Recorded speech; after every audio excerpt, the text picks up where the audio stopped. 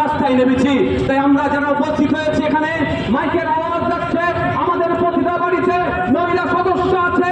তাই আপনাদের বলবো, সেই মহিলা সদস্যদের জন্য, সেই মায়েদের জন্য, সেই বোনেদের জন্য নিরাপত্তার কথা ভেবে আমাদের রাস্তায় নামতে হবে।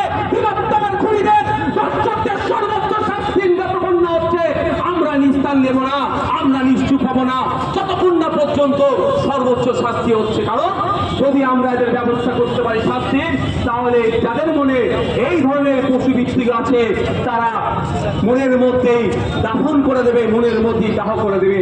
আর অন্যথায় আমরা দেখলাম কামদুনি কাণ্ড, এখনো সেই অর্থে বিচার পায়নি বলে অভিযোগ উঠছে কামদুনির নির্যাতিতার পরিবার থেকে।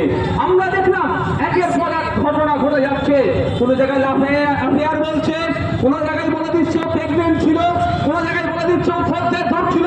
এইভাবে যে জিনিসগুলোকে ছোট করে দিয়ে, জিনিসগুলোকে কুক্ষিগত করে দেওয়ার পরে যাদের মনে এই ধরনের পশুবৃত্তি আছে তাদের মনে আবার বেশি সাহস পেয়ে যাচ্ছে।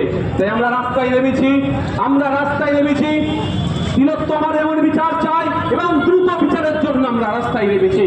তাই বন্ধুগণ, আপনাদের বলবো, আসুন সজাগ হয়, জাগ্রত হয়, কাঁধে কাঁধ মিলিয়ে, গলায় গলা মিলিয়ে আমরা একসাথে আওয়াজ তুলি।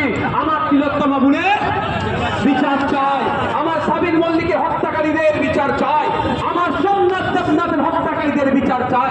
এই আওয়াজ আমাদের তুলতে হবে। আমি বক্তব্য দীর্ঘায়িত করবো না, এখানে